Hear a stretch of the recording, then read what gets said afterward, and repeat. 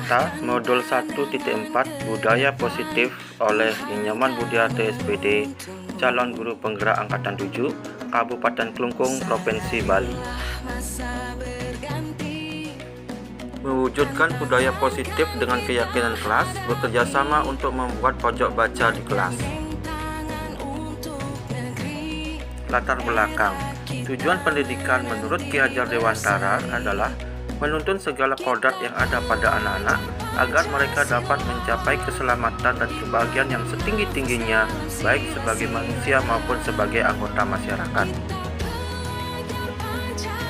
Anak diberi kesempatan untuk mengembangkan minat, bakat, dan potensinya sebagai individu yang unik. Sementara itu, guru harus memberikan tuntunan dan pedoman agar anak tidak kehilangan arah dan dapat menemukan kemerdekaan dalam belajar. Budaya positif di sekolah sangatlah penting untuk dikembangkan. Hal ini dikarenakan sekolah merupakan pusat pendidikan, yaitu tempat tumbuh dan berkembangnya karakter siswa. Salah satu langkah untuk mendukung lingkungan kelas terciptanya budaya positif adalah membuat pojok baca di setiap kelas.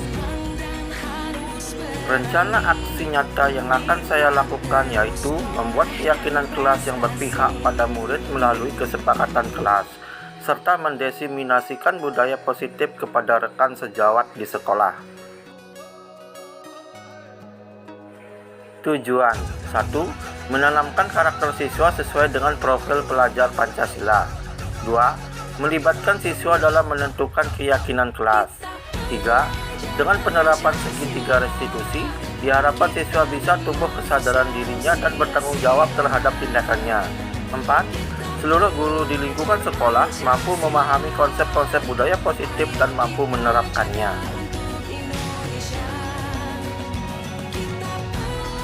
Dokumentasi aksi nyata. Membuat keyakinan kelas. Jadi anak-anak semuanya apa kabar? Ini adalah pertemuan awal kita di semester genap ya. Nah, untuk kegiatan hari ini Bapak akan melakukan keyakinan kelas ya. Nah, keyakinan kelas ini nanti setiap siswa Bapak ingin untuk menulis keyakinan kelasnya di kertas ini ya. Jadi setiap siswa menulis hanya satu keyakinan kelas. Nah, setelah itu nanti akan anak-anak tempel di sana Bapak atau di kertas yang sudah Bapak kerjakan. Nah, setelah itu kita akan sepakati bersama untuk menjadi sebuah kesepakatan kelas yang akan digunakan selama 6 bulan ke depan. Bagaimana anak? Setuju? Setuju. Apakah sudah siap? Siap.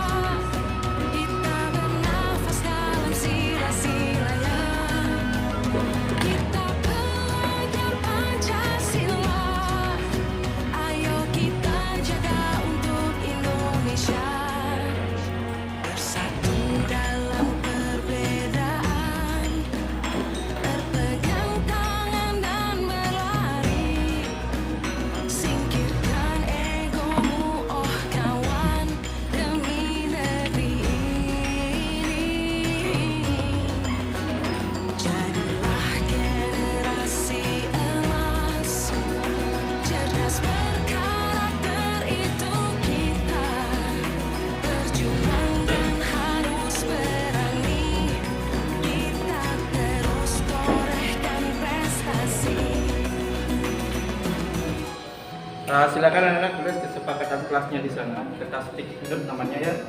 Jadi setelah itu baru nanti ditempel di depan. Kertas yang sudah Bapak siapkan ya. Silakan mulai.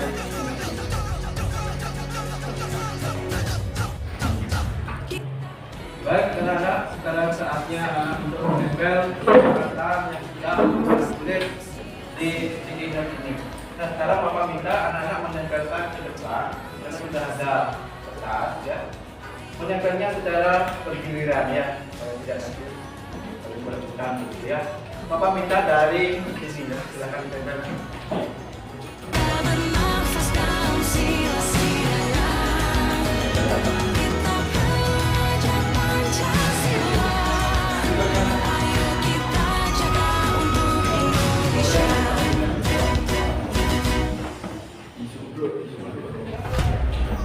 Berikutnya. Di bawahnya.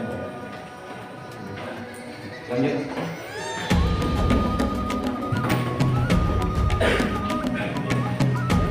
Ya, lanjut. Bangun dan bukalah matamu, saatnya meraih mimpimu. Arahkan pandangan ke depan, Tuhan kan menuntunmu. Sadarilah masa berganti, tantangan kan kita hadapi. Bergandeng tangan untuk negeri, era kita menanti berseri. Kita belajar Pancasila, kita bernafas dalam sila-silanya. Berikutnya.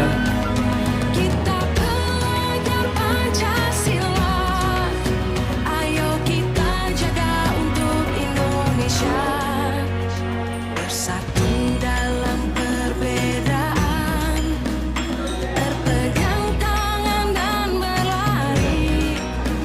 Singkirkan egomu, oh kawan, demi negeri ini.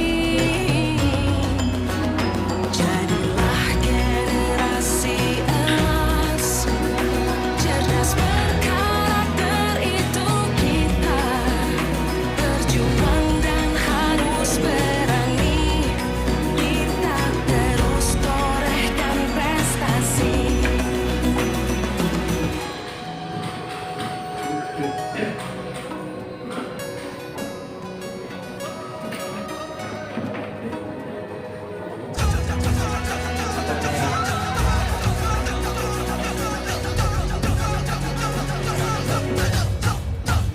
Kita belajar Pancasila, kita bernafas dalam sila-silanya.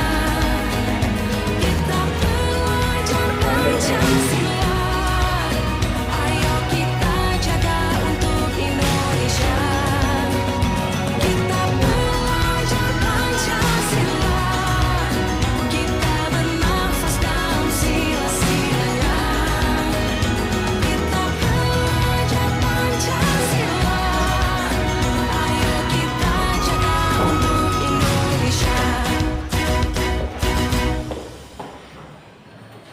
Berikutnya.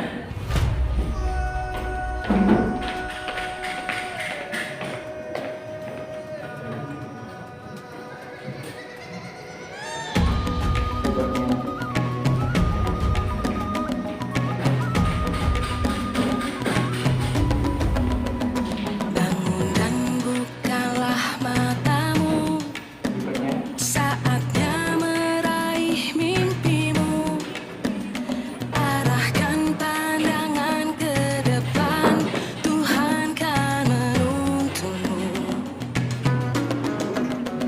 Sadarilah masa berganti, tantangan kan kita hadapi.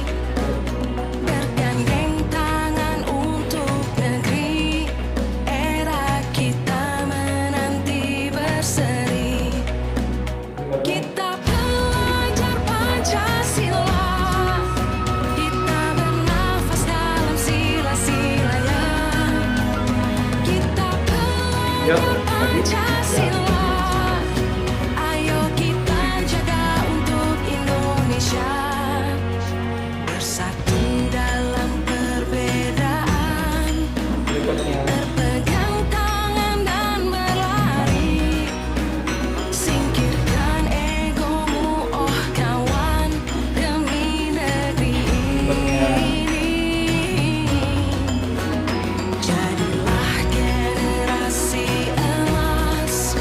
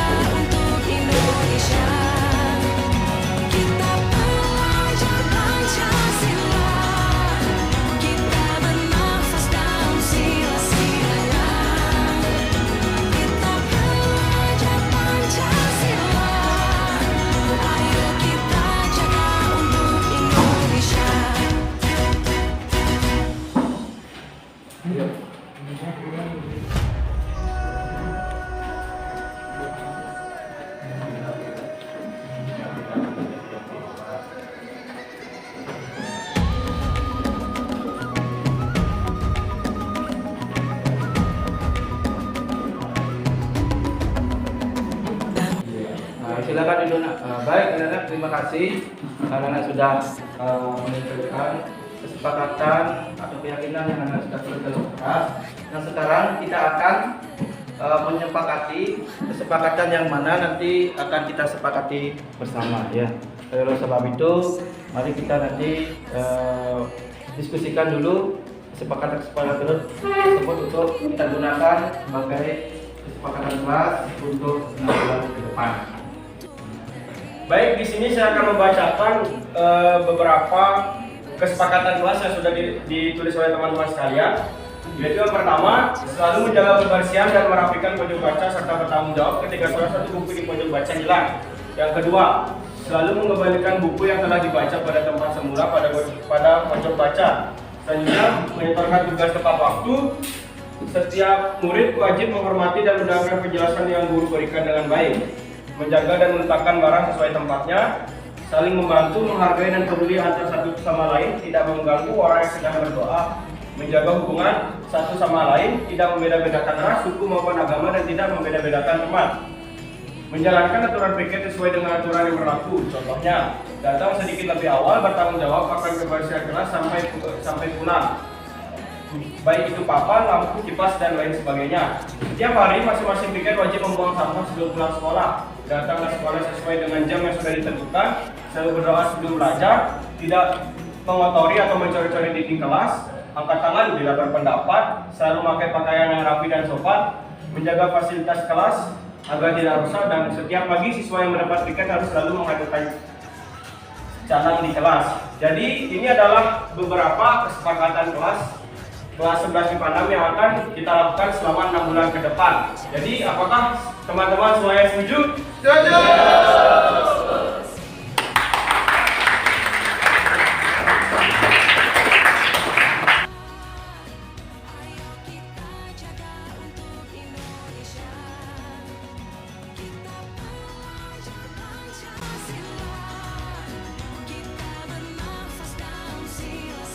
Testimoni siswa. Perkenalkan, nama saya Putu Marisa Pramestiananda dari kelas 11 IPA 6. Nah, hari ini saya dan teman-teman saya telah melakukan kegiatan keyakinan kelas yang sudah disepakati oleh teman-teman saya dan saya. Nah, perasaan saya mengikuti kegiatan ini yaitu senang dan seru, karena kegiatan ini dapat membantu kami sebagai murid menjadi insan yang lebih baik, rukun, kompak, dan menjadi murid-murid yang dapat dibanggakan oleh guru-guru kami. Nah, harapan saya yaitu untuk kegiatan ini agar ditaati oleh semua teman-teman saya dan nantinya adik-adik kelas saya. Terima kasih. Mendiseminasikan budaya positif ke rekan sejawat. Selamat pagi Bapak Ibu, guru hebat Indonesia. Hari ini saya akan mendiseminasikan materi calon guru penggerak angkatan 7, yaitu budaya positif. Tapi sebelum itu mari kita berdoa dulu sebelum kegiatan ini dimulai supaya bisa berjalan dengan baik dan lancar. Baik Bapak Ibu, mari kita berdoa mulai. Selesai. Baik, Om Swastiastu, Namo Buddhaya, salam kebajikan untuk kita semuanya, rahayu untuk kita semuanya, salam Gema Santi, damai. Ya, hari ini saya akan mendiseminasikan materi dengan modul 1.4 yaitu budaya positif. Ya.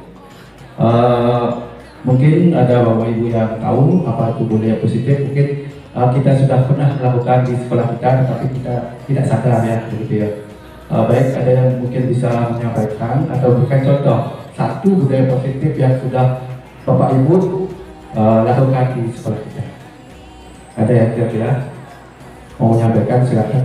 Budaya positif yang pernah Bapak Ibu lakukan di sekolah kita. Ada?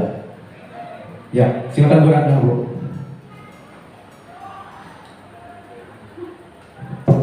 Baik, terima kasih Pak Budi. Jadi saya tidak tahu apakah apa yang saya lakukan itu disebut sebagai budaya positif.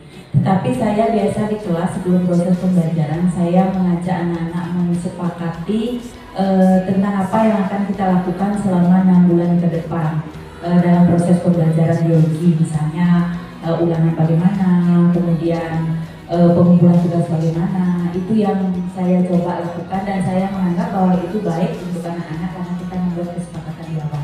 Apakah itu bisa dikatakan sebagai bentuk budaya positif? Ya, terima kasih Bu. Tepuk tangan ke Bu Ratna ya. Itu salah satu contoh dari budaya positif ya, yaitu membuat kesepakatan kelas atau kegiatan kelas di kelas sebelum pembelajaran dimulai.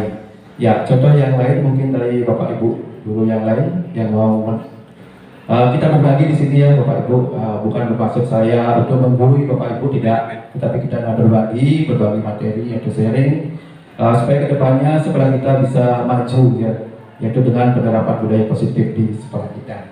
Mungkin Bapak Ibu yang lain bisa memberikan contoh lagi satu budaya positif yang sudah Bapak Ibu lakukan di sekolah kita ya beberapa hari yang lalu atau beberapa pertemuan yang lalu di kelas mungkin atau di tempat yang lain masih di sekitaran sekolah. Silakan kalau ada. Ya, silakan Pak Pandi. Contoh dari budaya positif yang sudah Bapak lakukan di sekolah kita. Terima kasih. Mungkin ini menurut saya apakah ini budaya positif atau tidak, nanti kita diskusikan. Apa yang sering saya lakukan, pertama misalnya di kelas pembelajaran, ya, pada saat misalnya saya mengajar ini pelajaran kimia, ya, siswa itu yang pertama dari ketertiban dilarang dia memainkan HP dulu kecuali diminta. Tapi karena kadang-kadang kalau kita ada awas seperti itu karena dia bisa main game. Kemudian juga di kelas pada saat pembelajaran dilarang minum atau mau makanan ya ditaruh yang tempat tersembunyi. Kalau memang kehausan kali boleh minum di luar, sehingga menemukan dia rasa disiplin untuk fokus pada pembelajaran. Mungkin itu salah satunya yang sudah saya terapkan sehingga tertib anak tidak ada yang minum di depan kita, karena kita memberi contoh tidak minum juga di hadapan dia. Ya, terima kasih. Ya, terima kasih banyak Pak. Silakan diundangkan kepada Pak Amir dulu ya. Baik, terima kasih. Itu adalah beberapa contoh budaya positif yang sudah Bapak Ibu lakukan. Selanjutnya, silakan. Lanjut. Ya, berikutnya adalah budaya positif. Saya adalah salah satu penggerak angkatan 7 Kabupaten Kelungkung di Singapura. Ya. Selanjutnya, nah ini biodata saya Bapak Ibu ini. Ya. Lanjut Bu. Ya, ice breaking dulu Bapak Ibu ya. Tadi saya lihat Bapak Ibu begitu tegang sekali ya. Nah, sekarang saya ajak Bapak Ibu untuk ice breaking dulu. Tujuannya adalah untuk mencairkan kondisi atau situasi. Berasal dari kata ice itu es ya. Kemudian breaking itu memecah es. Es itu bukan es yang kita pecah, tapi situasi yang kita pecah hari ini supaya menjadi mencair dan situasi bisa santai. Begitu ya. Kita mulai dengan tepuk Bapak Ibu ya. Tepuk ya. Instruksinya seperti ini Bapak Ibu. Ketika nanti saya ucapkan pagi, Bapak Ibu tepuk sekali ya, sekali, siang 2 kali, sore 3 kali, dan malam jangan tepuk ya. Kenapa jangan tepuk? Karena takut mengganggu orang yang sedang tidur ya, itu maksudnya. Baik Bapak Ibu, kita mulai ya, fokus ya semuanya. Tolong tangannya di atas meja Bapak Ibu. Nah, gitu ya. Tidak gitu. Siap, tangannya seperti ini ya. Tolong tepuknya yang semangat ya. Oke. Baik, kemudian tolong konsentrasi, fokus dengan instruksi apa yang nanti saya sampaikan. Pagi, pagi satu kali ya. Pagi, pagi, siang, siang, siang, sore, sore, pagi, siang, malam. Ya, ya, ya, baik. Demikian seperti kita ini ya, tidak apa-apa. Jadi Bapak Ibu harus lebih konsentrasi lagi dengan instruksi yang saya berikan. Lanjut dulu.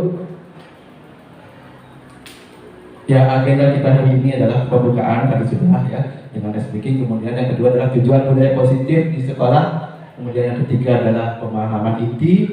Yang selanjutnya adalah konsep atau adalah refleksi. Nah, demikianlah agenda kita untuk hari ini.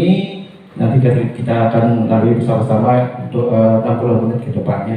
Lanjut Bu. Nah, tujuan budaya positif Bapak Ibu. Di sana ada foto seorang tokoh terkenal ya. Mungkin Bapak Ibu sudah tahu Siapa tokoh tersebut, Bapak Ibu? Silakan. Ada yang tahu? Ya, Ki Hajar Dewantara, Bapak Ibu. Ki Hajar Dewantara adalah tokoh pendidikan nasional kita ya. Jadi tujuan budaya positif di sekolah itu adalah menurut Ki Hajar Dewantara itu adalah mengingatkan bahwa tujuan pendidikan adalah menuntut segala kodrat yang ada pada anak-anak agar mereka dapat mencapai keselamatan dan kebahagiaan yang setinggi-tingginya, baik sebagai manusia maupun sebagai anggota masyarakat. Jadi tujuan membangun budaya positif di sekolah itu adalah menumbuhkan karakter. Adapun karakter yang diharapkan menjadi manusia dalam pada masyarakat untuk mencapai keselamatan dan kebahagiaan seperti tujuan pendidikan nasional kita adalah seperti yang tercantum dalam profil pelajar Pancasila, yakni ada 6 dimensi ya. Yang pertama adalah beriman, bertakwa kepada Tuhan Yang Maha Esa, dan bersikap mulia, berkebijakan global, bergotong royong, mandiri, berdoa kritis dan kreatif ya. Jadi itu yang kita akan lakukan di sekolah kita. Lanjut. Nah sekarang sebelum lanjut ke materi, Bapak Ibu, di sini ada 3 buah pertanyaan pemantik, Bapak Ibu ya. Bapak Ibu cukup bilang setuju atau tidak setuju, itu saja ya. Yang pertama, hukuman dapat mendisiplinkan anak. Setuju atau tidak, Bapak Ibu? Silakan Bapak Ibu kalau mau menjawab. Hukuman dapat mendisiplinkan anak, apakah setuju atau tidak, Bapak Ibu? Setuju ya? Ya, hukuman dapat mendisiplinkan anak. Kemudian yang kedua, pemberian hukuman dengan hal positif seperti membaca atau membersihkan halaman sekolah dapat meningkatkan disiplinnya. Setuju atau tidak, Bapak Ibu? Setuju ya? Oke. Terakhir, 3, memberi penghargaan dapat meningkatkan motivasi belajar anak. Setuju, Bapak Ibu? Ya, setuju. Apa tujuan kita biasanya memberikan hukuman kepada anak? Tujuannya untuk lebih mendisiplinkan anak itu sendiri ya, supaya dari karakternya yang tidak baik nanti akan menjadi lebih baik lagi. Berikutnya, Bu. Ya, topik dalam eksplorasi konsep dan materi untuk budaya positif saya hari ini adalah yang pertama adalah disiplin positif dan nilai-nilai kebajikan universal. Yang kedua, teori motivasi, hukuman dan penghargaan, restitusi. Yang ketiga adalah keyakinan kelas. Yang keempat adalah kebutuhan dasar manusia dan dunia berkualitas. Yang kelima adalah restitusi, 5 posisi kontrol. Yang terakhir adalah restitusi atau segitiga restitusi. Lanjut. Eksplorasi konsep disiplin positif dan nilai kebajikan universal. Lanjut. Ya, nah sekarang kita akan coba bermain peran Bapak Ibu ya. Bapak, saya minta untuk Bapak dan Ibu di sini mengambil peran, ada yang menjadi A dan B ya. Sobeklah secari kertas kecil, tuliskan benda atau sesuatu yang sangat berharga untuk Anda, letakkan di salah satu tangan Anda dan genggam benda atau sesuatu tersebut dengan segala daya. Buatlah sebuah kepalan ya. Nanti Bapak Ibu saya minta untuk membuat seperti ini ya. Pegang, kepalkan tangan Bapak Ibu sekuat tenaga ya. Anggap di dalamnya ada benda berharga atau sesuatu yang Bapak Ibu miliki ya, yang berharga sekali ya. Kemudian yang B nanti akan mencoba dengan sekuat tenaga untuk memberikan atau berbicara meminta supaya yang A itu mampu membukakan tangannya ya. Bisa dengan cara memujuk ya, memujuk, mengancam, menghardik, merayu, menyuap, dan apa saja yang dapat membuka kepada tangan temannya nantinya. Saya akan minta mungkin Pak Madi Astawa dengan Pak Gusti ya. Tolong yang A itu adalah Pak Gusti, kemudian yang B dengan Pak Madi Astawa ya. Silakan. Yang jadi A adalah Pak Gusti ya. Nah, tolong Pak Gusti kepalkan tangan seperti ini. Nah sekarang Pak Madi Astawa, tolong rayu temannya atau rayu Pak Gusti dengan segala cara. Boleh merayu, mengancam, menghardik, menyuap, dan apa saja yang Pak Madi bisa lakukan agar Pak Gusti nanti mau membukakan kepala tangannya.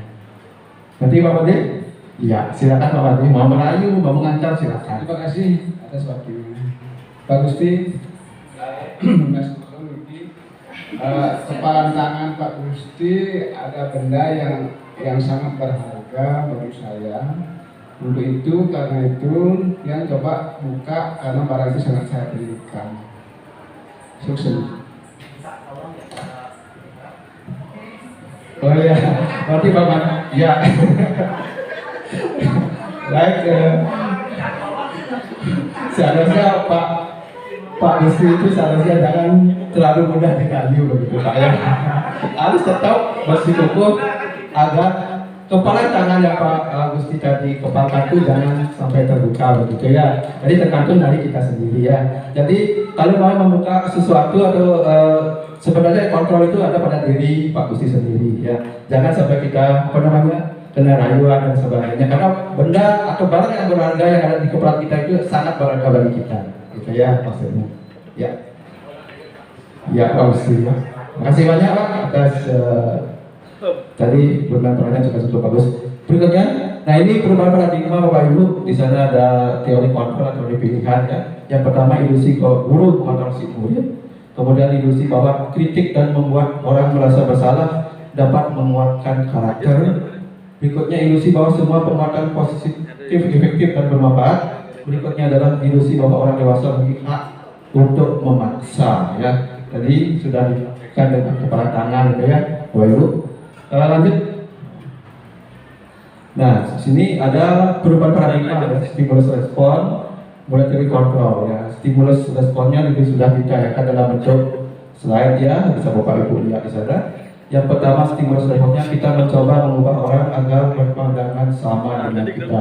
Jadi kodenya adalah kita berusaha memahami pandangan orang lain tentang dunia. Berikutnya perilaku buruk dilihat sebagai suatu kesalahan.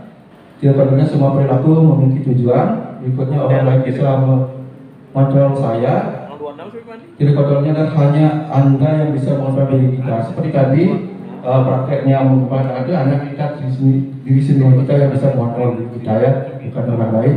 Kemudian saya bisa mengontrol orang lain, Anda tidak bisa mengontrol orang lain.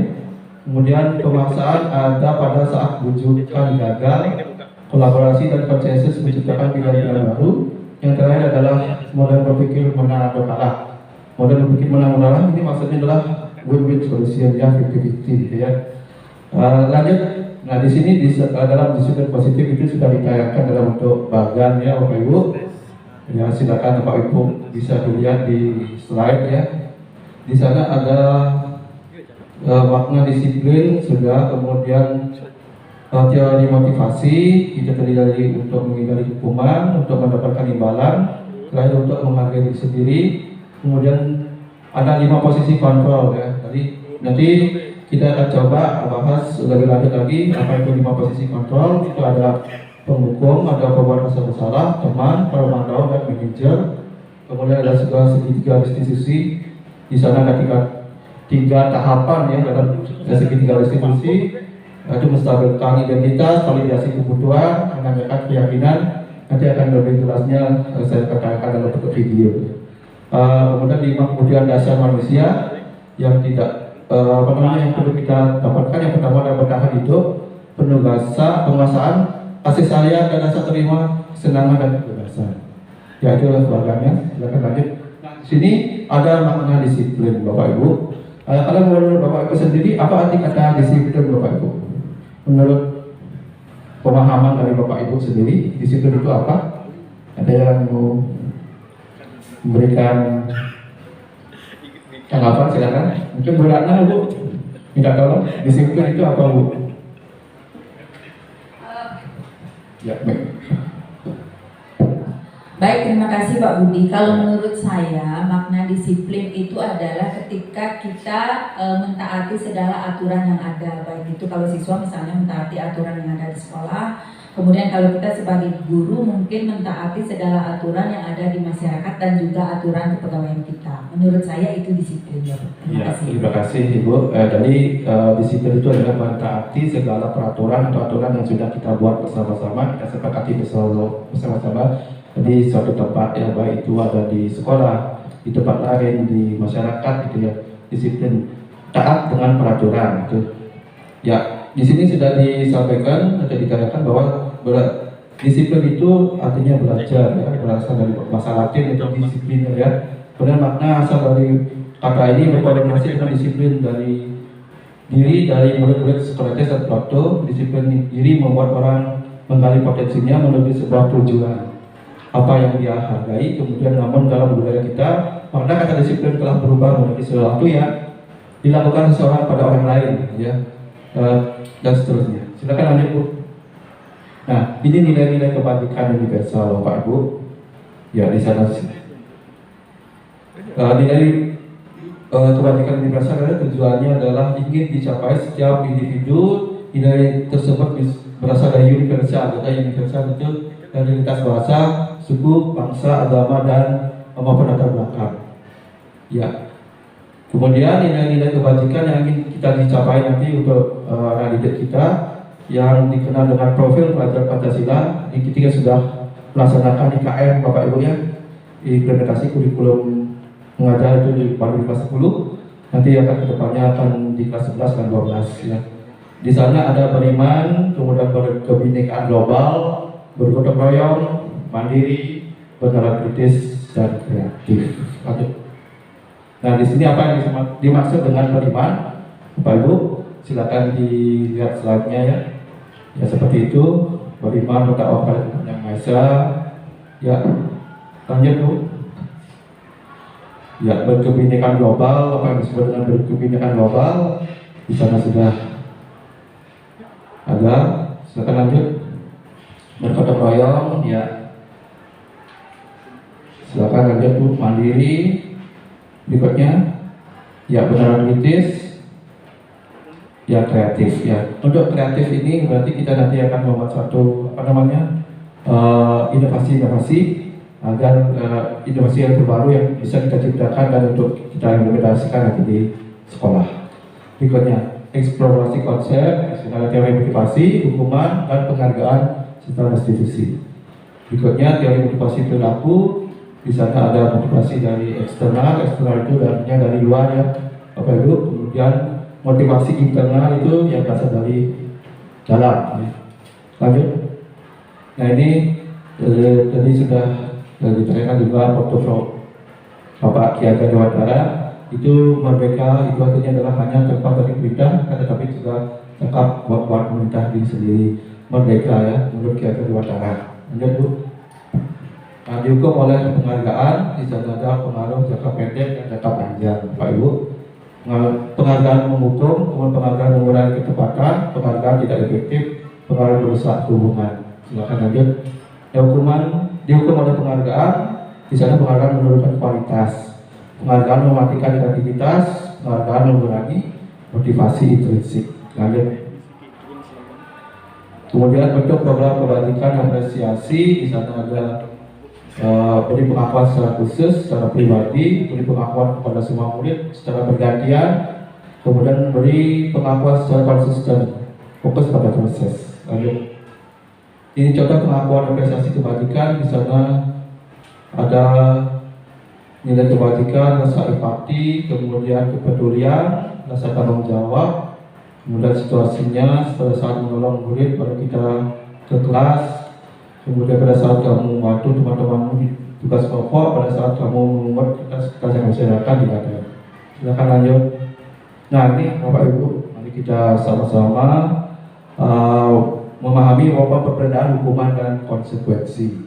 Ya, jadi agak sedikit berbeda Bapak Ibu ya.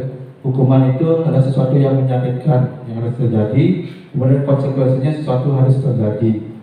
Berikutnya membuat anak sakit ya, fisik maupun hati, kemudian konsekuensinya membuat anak merasa tidak nyaman dalam jangka waktu yang pendek. Ya bedanya ini adalah durasi waktu ya. Kalau yang hukuman yang lama, durasi waktunya lama, konsekuensi jangka waktunya pendek.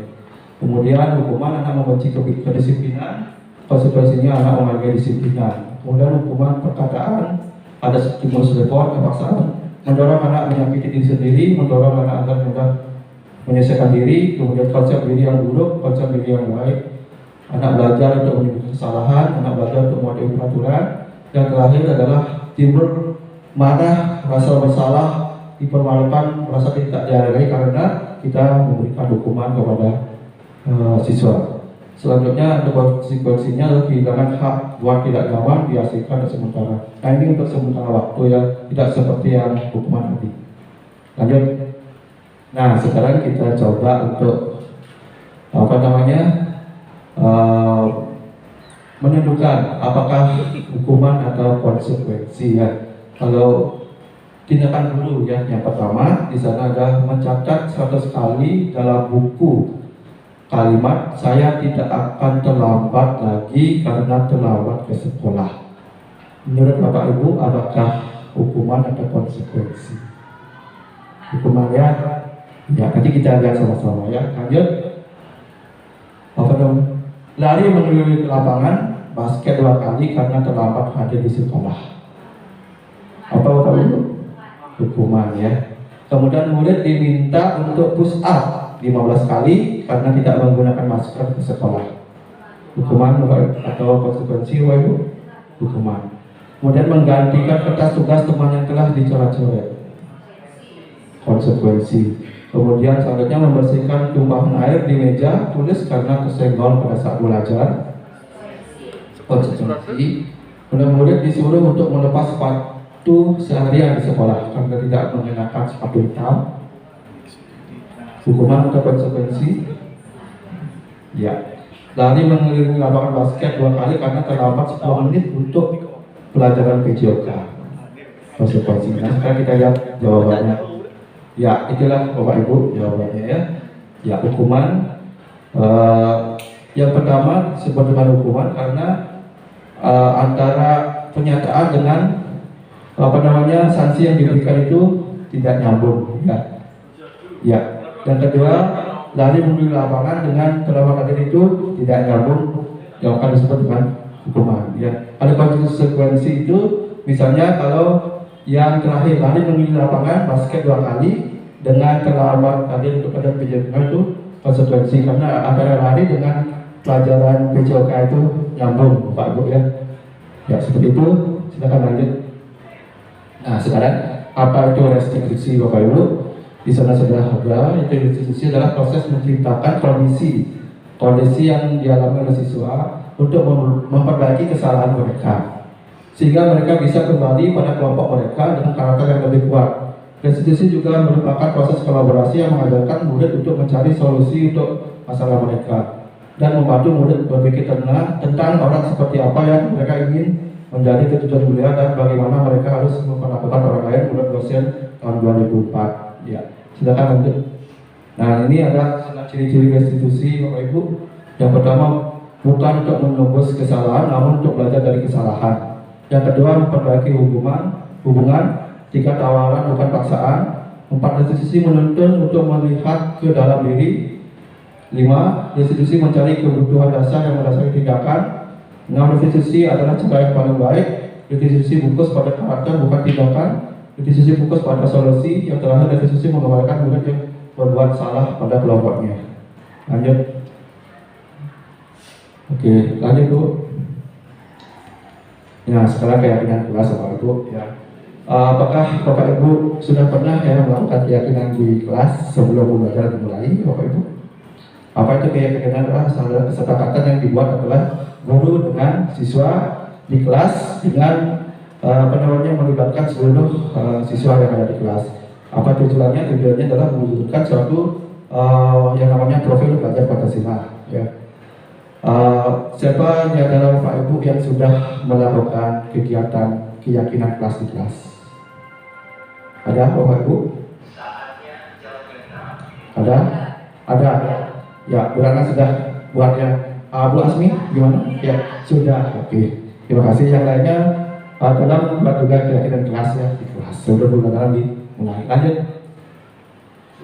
Nah, di sini ada gambar Bapak Ibu bahwa peraturan kelas itu berada di posisi yang paling tengah. Di sana di luarnya itu ada keyakinan kelas. Itu artinya bahwa keyakinan kelas itu lebih tinggi dari peraturan kelas. Kemudian di sana ada lingkungan positif, kemudian untuk budaya positif. Ya, lanjut. Nah, di sini ada 2 gambar Bapak Ibu.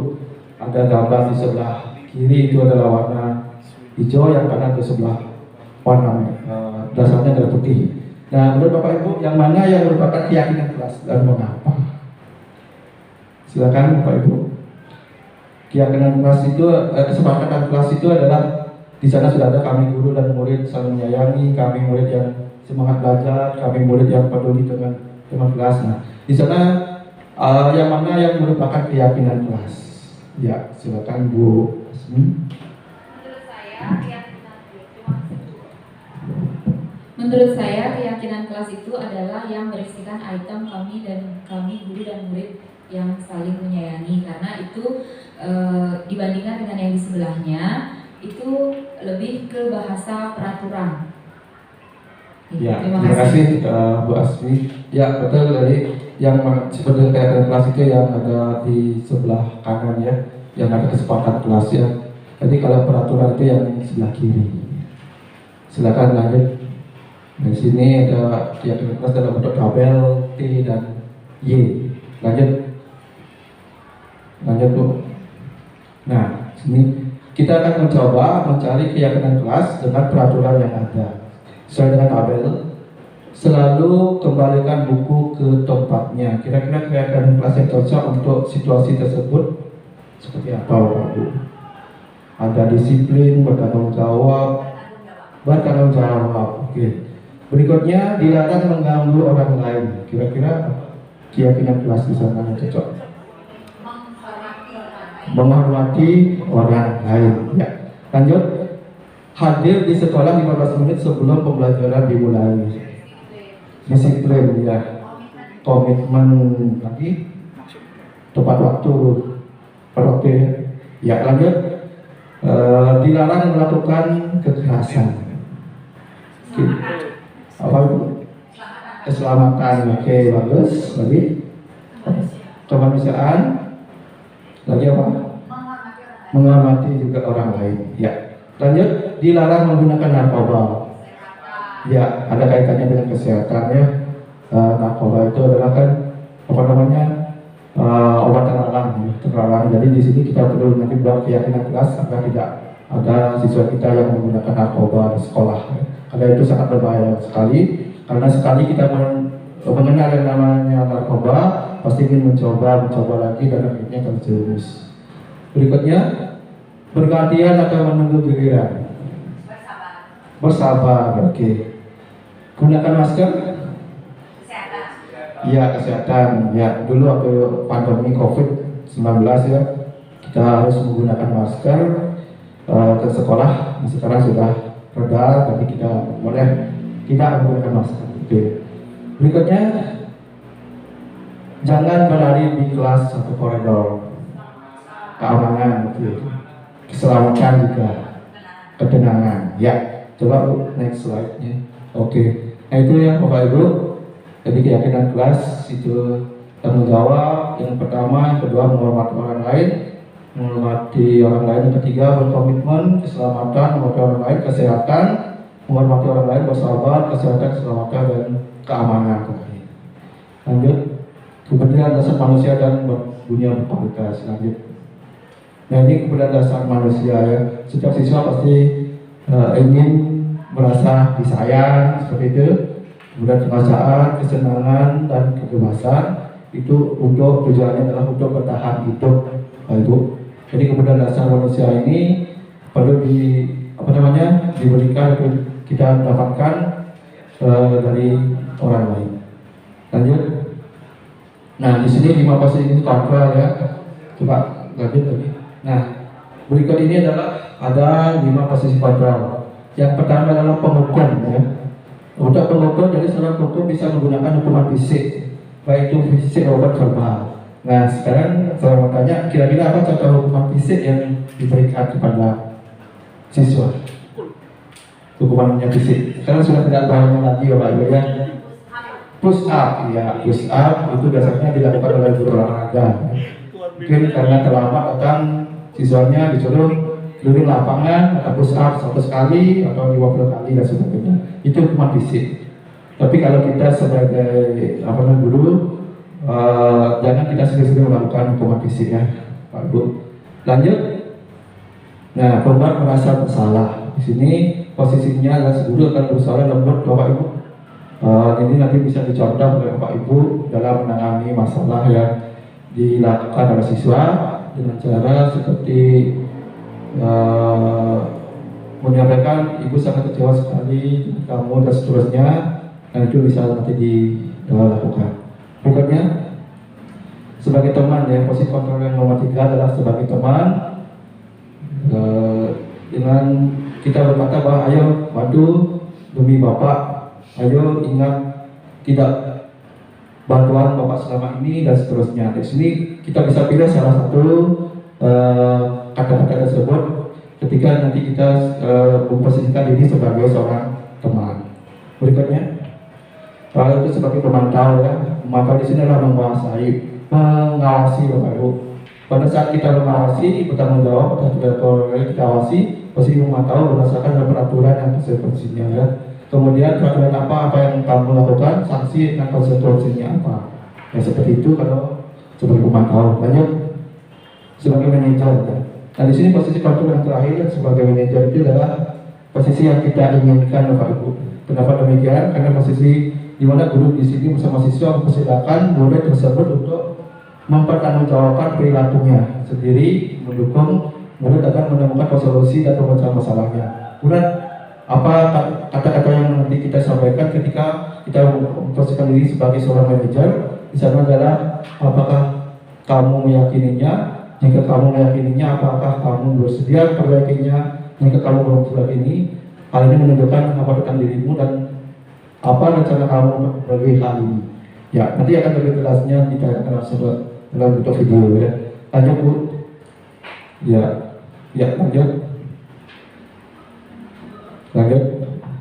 Nah di sini sudah tadi dijelaskan di sini ada hukum seperti itu. Kemudian hasilnya adalah ketika nanti kita memposisikan diri sebagai seorang hukum, maka hasilnya akan menjadi murid tersebut kemungkinan akan marah dan merasa dendam, bersifat agresif, kemudian dan seterusnya. Ya seperti apa yang ditayangkan dalam slide ini. Lanjut. Kemudian membuat merasa bersalah. Kemudian hasilnya adalah mereka akan merasa bersalah siswa tersebut. Bersalah dan mengecewakan ibu bapak guru. Murid akan merasa menjadi orang yang gagal dan tidak sanggup untuk membahagiakan orang lain. Ya, lanjut. Sebagai teman, ya. Di sini jika kita memposisikan diri sebagai teman, maka ada suara kita itu harus ramah, akrab dan bercanda, bahasa tubuhnya, kemudian senyum, ya seperti yang dalam sudut. Hasilnya adalah siswa tersebut akan merasa senang dan akrab dengan gurunya. Ini termasuk dampak yang positif, ya. Kemudian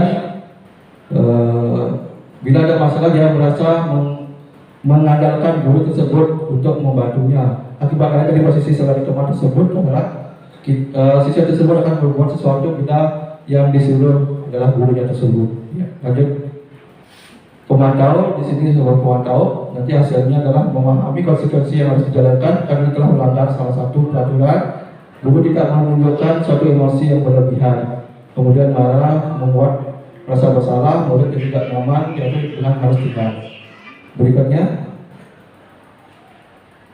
nah sebagai manajer di sini adalah ada seorang kita nanti dituntut supaya tulus bahwa tubuh kita dan tidak kaku, dan kita di sini memposisikan diri sebagai manajer adalah tidak perlu marah ya Bapak Ibu, tidak perlu meninggikan suara, apalagi menunjuk-nunjuk ke murid tersebut ya. Lanjut Bu. Nah di sini ditayangkan dalam bentuk tabel ya. Kemudian di sana tadi posisi kontrol, ada hukum, pembuat orang bersalah, teman, pemantau, dan manajer. Ya saya tidak bacakan nanti. Nah sekarang tugas pernyataan ya. Nah di sini ada kata-kata yang diucapkan oleh guru, kemudian di sebelahnya itu ada posisi kontrol. Kira-kira di sana ada posisi kontrol yang tepat untuk satu, saya kecewa sekali dengan kamu. Kira-kira posisi kontrol yang tepat di sana apa? Kira-kira apa? Posisi kontrol kita? Merasa bersalah ya, Pak? Merasa bersalah, oke. Yang kedua, kamu tidak pernah benar melakukannya. Mengutuk ya. Ya, nanti kita lihat jawabannya. Kemudian yang ketiga, ayolah lakukan demi bapak atau ibu. Teman ya. Kemudian apakah kamu mau mendapatkan stiker bintang hari ini? Kira-kira posisi kontrol yang tepat untuk yang pemantau. Kemudian bagaimana kamu bisa menyelesaikan masalah ini? manajer, kemudian kamu selalu yang paling terakhir. Kalau saya banyak bersalah ya. Ya, silakan next slide-nya. Ya, itulah Bapak Ibu. Jadi pembuat bersalah, pemukul, teman pemantau, manajer dan pemukul. Ya. Jadi kita bisa menentukan itu dari perkataan kita yang kita ucapkan kepada siswa tersebut. Apakah pemukul, manajer, teman dan sebagainya. Lanjut. Nah, segitiga restitusi sekarang Bapak Ibu. Lanjut. Nah, dalam tahapan segitiga restitusi Bapak Ibu, jadi itu ada 3 tahapan ya. Yang pertama adalah menstabilkan identitas, kemudian validasi kesalahan kebutuhan, yang terakhir adalah menanyakan keyakinan. Nah, dalam tahap yang ketiga menanyakan keyakinan ini, sebelumnya kita sudah membuat keyakinan di kelas ya.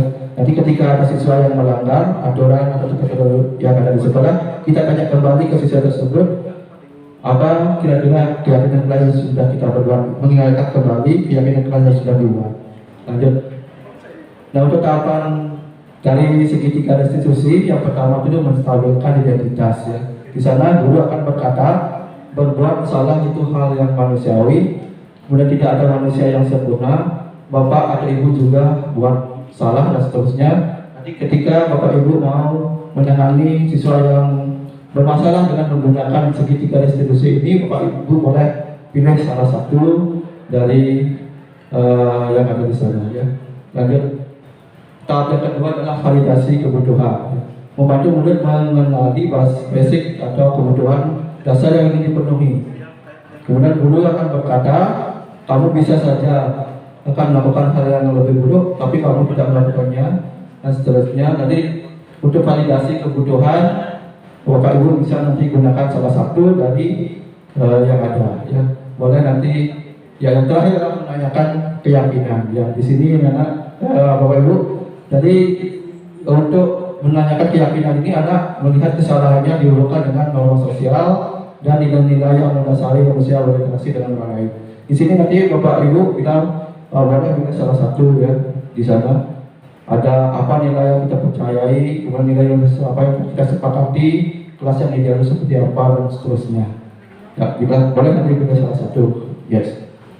Di antaranya. Lanjut. Nah, sekarang saya akan menunjukkan sebuah video terkait dengan pelanggaran yang telah dilakukan oleh siswa di sekolah kita. Di sini saya sudah melakukan yang namanya segitiga restitusi. Segitiga restitusi adalah bagaimana menyelesaikan masalah siswa tersebut dengan 3 tahapan ya. Implementasi segitiga restitusi terkait 2 kasus yang dilakukan oleh siswa. Di sini ada 2 kasus yang saya tangani kemarin.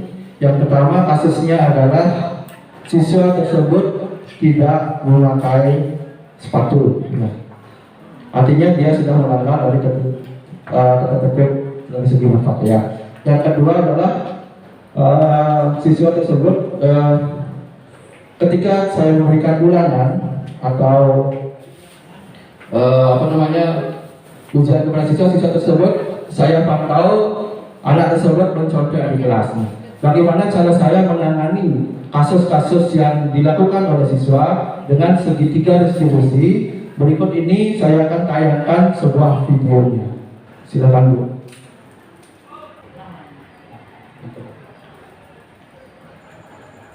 Tugas 1.4.A.6 Demonstrasi konstekstual modul 1.4 oleh Inyoman Budiarti SPD, calon guru penggerak angkatan 7, Kabupaten Klungkung, Provinsi Bali. Praktek segitiga restitusi. Pengertian segitiga restitusi. Proses menciptakan kondisi bagi murid untuk memperbaiki kesalahan mereka sehingga mereka bisa kembali pada kelompok mereka dengan karakter yang lebih kuat. Menurut Gosen tahun 2004.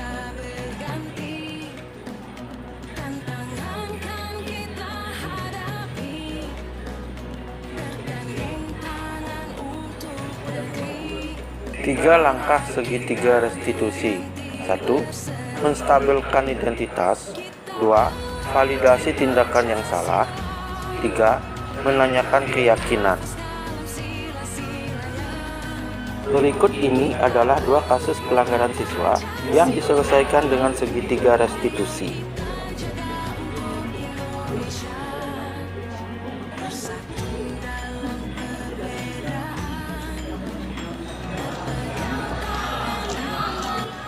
Nah, ini ada kasus siswa yang tidak menggunakan sepatu ya Bapak Ibu. Di sana sudah terpantau siswa tersebut memakai sandal. Nah, bagaimana cara penanganannya? Silakan disimak video ini.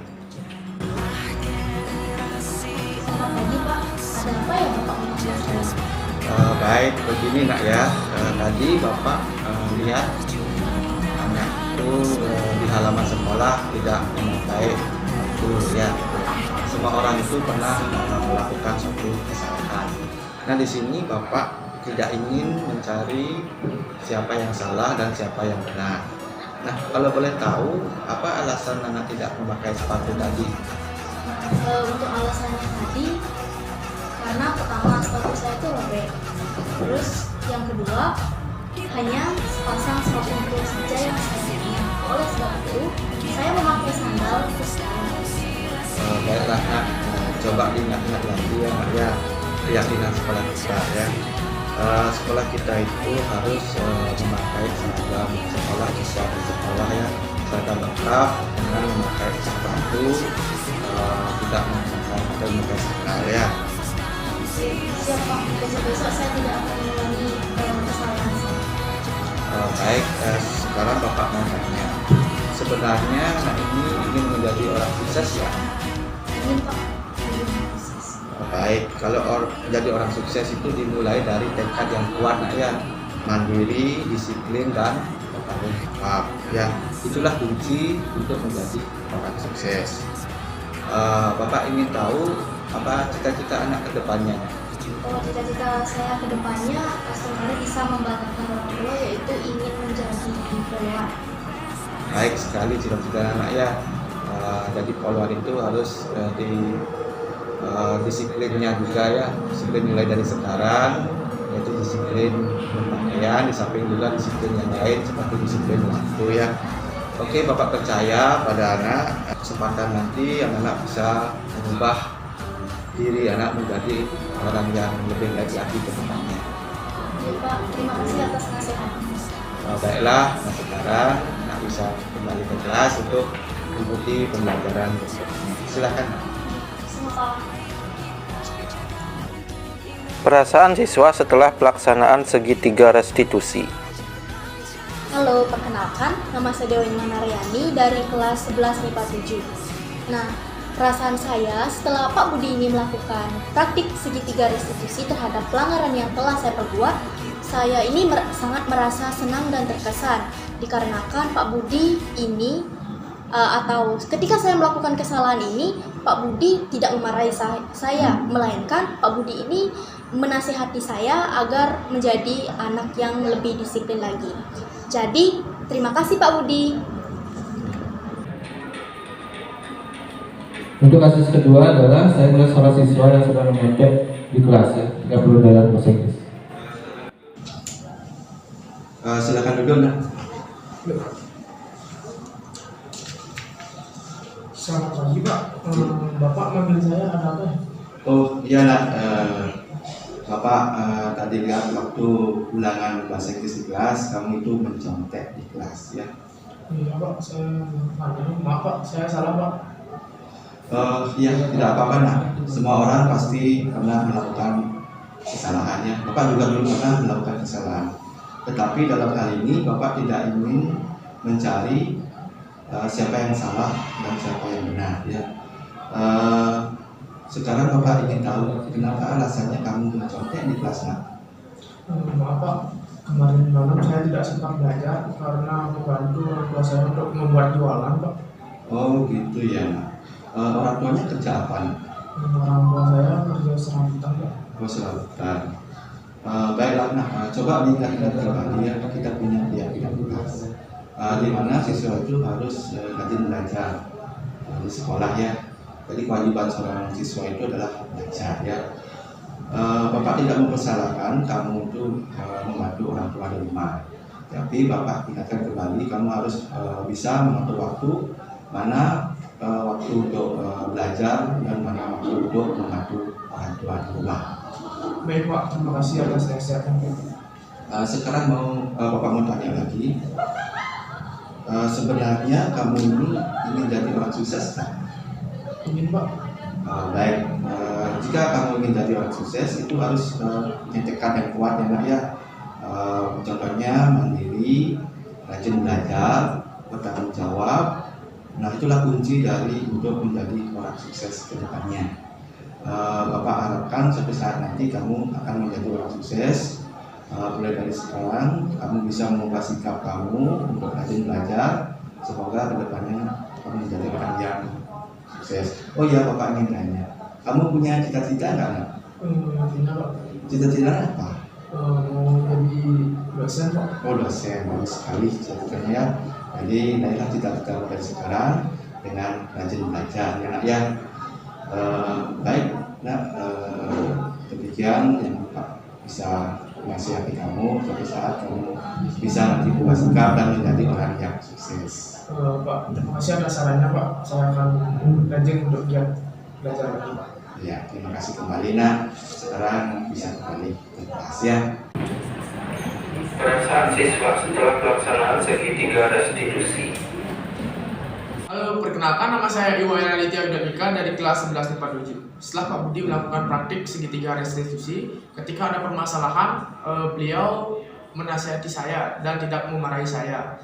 Selain itu, ketika beliau menasihati saya, saya sangat terkesan dan senang karena beliau memberikan motivasi kepada saya untuk rajin belajar dan menjadi kepribadian yang lebih baik lagi. Terima kasih Pak Budi. Baik, demikianlah video yang sudah saya tayangkan. Nah, dengan berakhirnya video tadi, maka mulai pula kegiatan diseminasi kita hari ini. Jadi, materi-materi yang saya sampaikan tadi mudah-mudahan bermanfaat bagi Bapak Ibu. Semoga nanti ke depannya Bapak Ibu bisa mengimplementasikan materi atau teori-teori yang sudah Bapak Ibu dapatkan pada kegiatan diseminasi hari ini. Sebagai akhir kata, saya ucapkan terima kasih banyak pada Bapak Ibu yang sudah bersedia atau meluangkan waktunya untuk duduk di ruangan ini. Mudah-mudahan kedepannya kita bisa membawa sekolah kita SMA Negeri 1 Semarang lebih maju lagi dan lebih jaya lagi. Terima kasih. Sebagai akhir kata, saya ucapkan terima kasih banyak. Om Santi Santi Santi Om. Terima kasih. Testimoni rekan sejawat. Om Swastiastu, selamat siang semuanya, Bapak Ibu Guru. Sebelumnya perkenalkan nama saya Andi Putralit Andare, pengampu bidang studi kimia. Sebelumnya saya memang sudah mendapat diseminasi tentang materi budaya positif oleh Bapak Nyoman Budiarto. Ternyata materi itu luar biasa, sangat menginspirasi bagi semuanya. Karena setelah mendapat materi itu, ya kita jadi tahu bagaimana supaya nanti pembelajaran itu di kelas bisa bagus, bagaimana mendisiplinkan siswa, memberikan reward dan sebagainya pada siswa. Nah, ternyata materi yang diberikan itu memang cukup menginspirasi, sehingga menurut saya Bapak Ibu Guru yang ada di SMA 1 Semarang sangat perlu sekali mengimplementasikan materi tersebut di sekolah ini.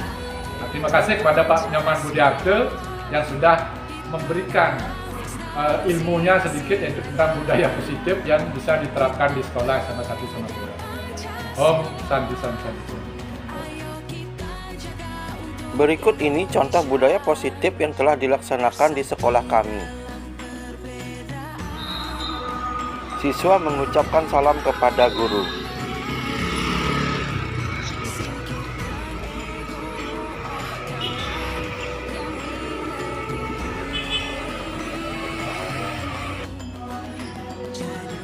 Siswa berkumpul di halaman sekolah, berdoa sebelum pembelajaran dimulai.